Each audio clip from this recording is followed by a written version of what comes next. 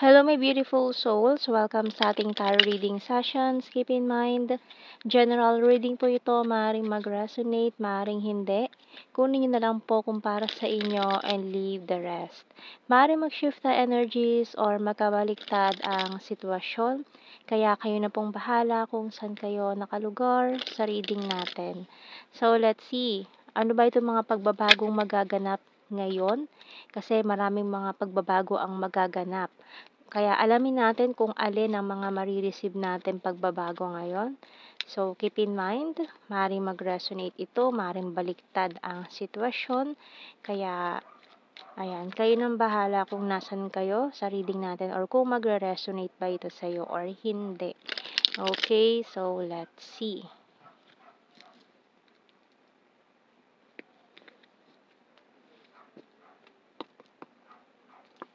So, we have here the King of Swords, the Moon,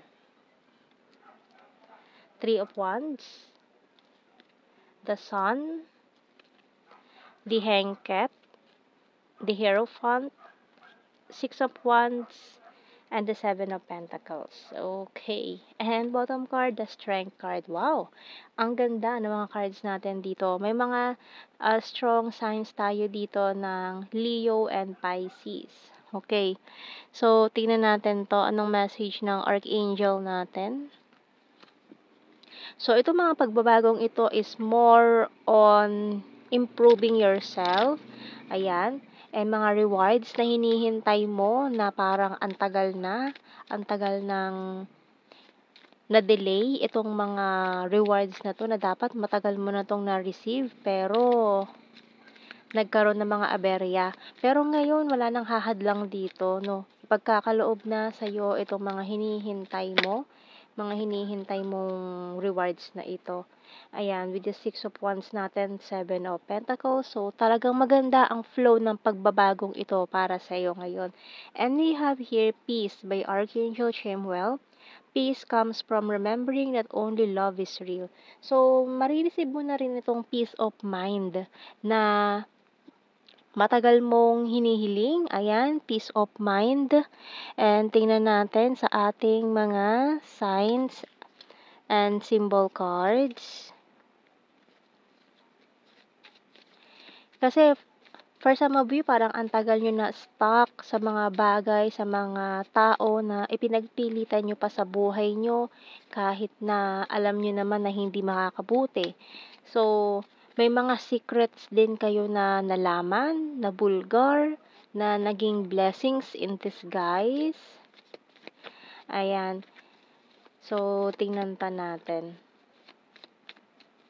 And ngayon, hindi mo na masyadong ginagamit ang emotions mo, ginagamit mo na ngayon utak, no? Para napapaka-practical ka na ngayon kasi ayaw mo na na manipulahin ka ng mga tao sa paligid mo. And you also have here coffee, sunglasses, lock, light bulb, magnifying glass, and shovel. Wow! Okay. So, may new energy din tayo dito, no, na fresh energy ng light bulb, new idea or new person na maaaring matagpuan mo ngayon. Ayan. So, if you're searching for love, for new partner, ayan, etong with magnifying glass natin, light bulb, is very fresh, no? Matagal ka din kasi na natali sa isang maling relasyon or itong mga ipinilit mo mga tao sa buhay mo na umalis na, hindi mo na napigilan.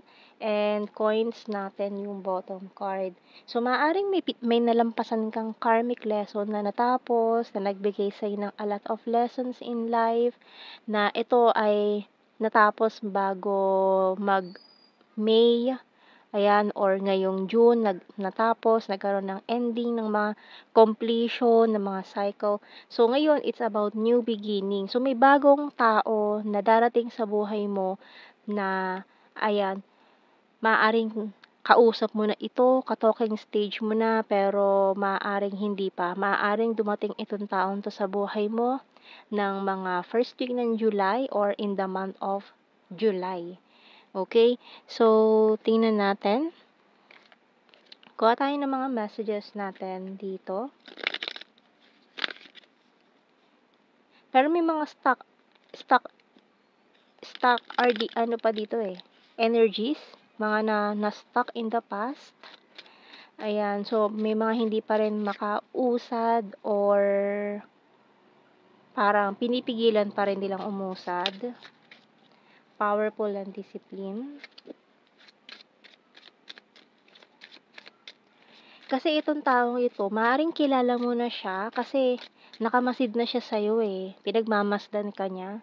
Ayan, maaaring siya, hidden identity, para nakatago, naka-hide, ayaw niyang malaman mo na siya yun.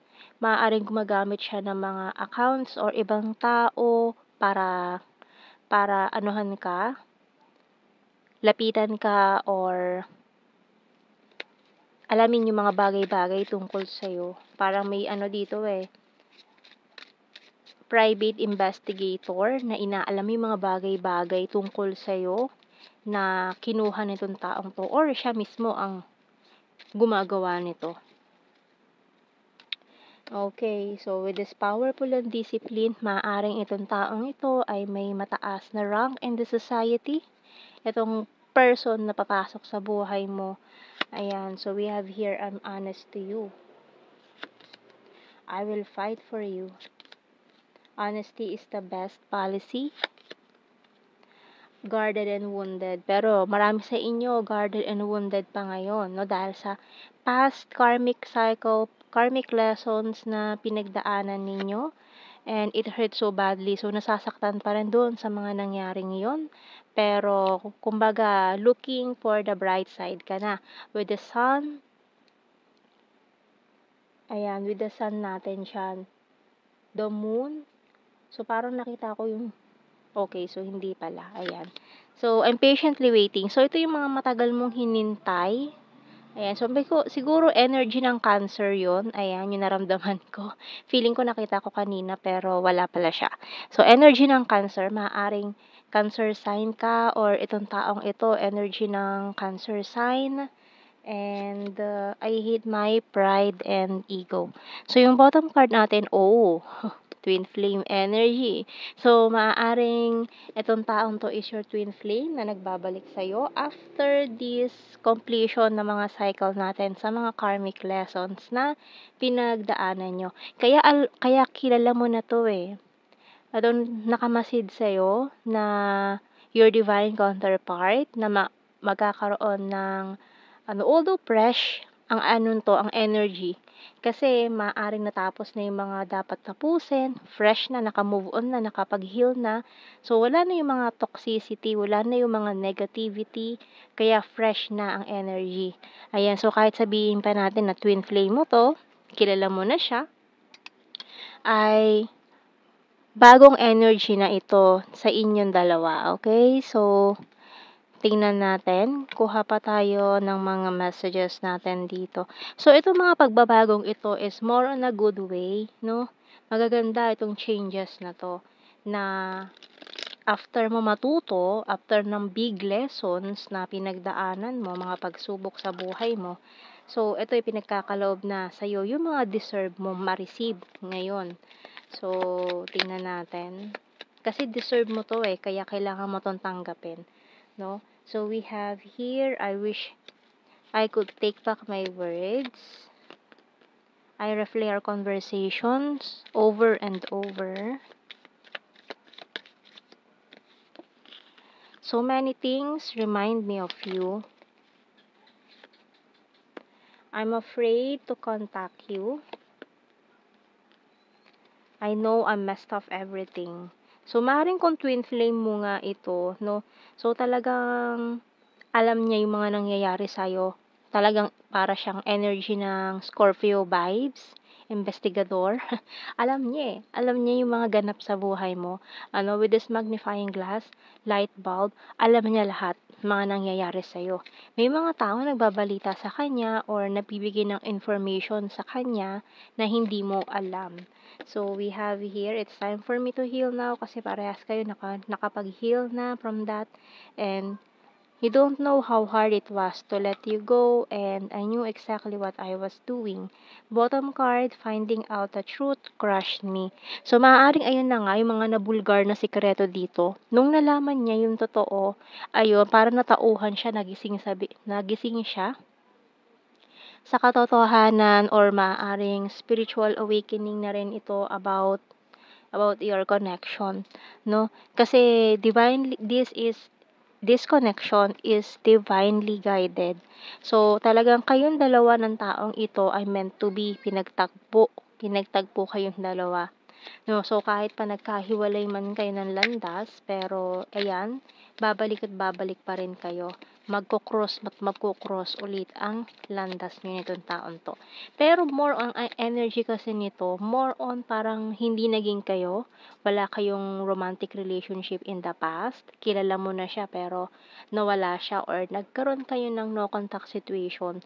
Biglang hindi na kayo nag-usap. Although hindi naman kayo nagkaroon ng relationship nitong taong to, pero ang lakas ng ano niyong dalawa, ng connection niyo, na hindi niya rin maintindihan bakit gano'n. So, kuha tayo ng mga initials natin. So, meron tayong letter O, G, A, C, K, D, and S.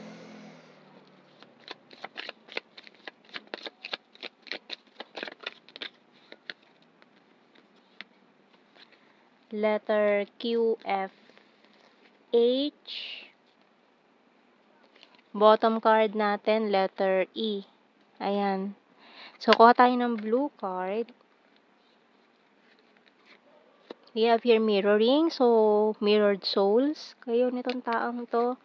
Karmic. So, ayan, mga karmic cycle na natapos nyo. And true love. Wow. So, kung talagang ito ang para sa'yo, ito yung makukuha mo ngayon.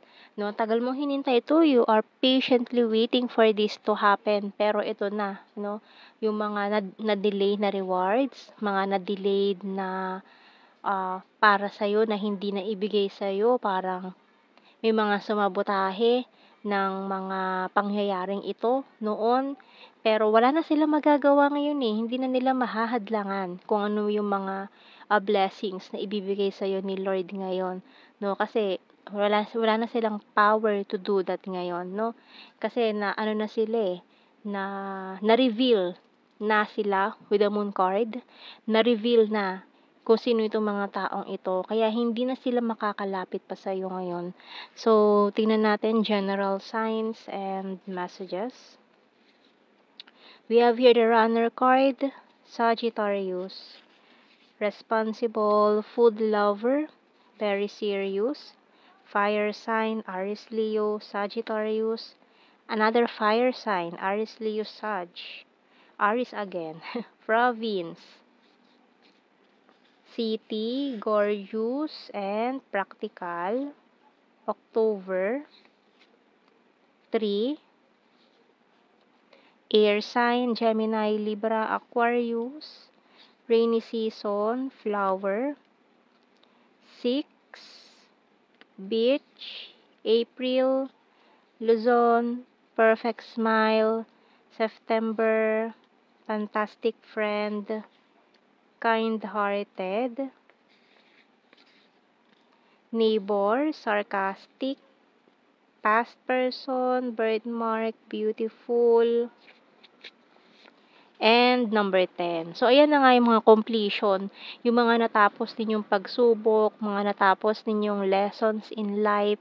Kaya ngayon, next chapter, itong mga pagbabagong magaganap sa buhay mo ngayon is more on the bright side.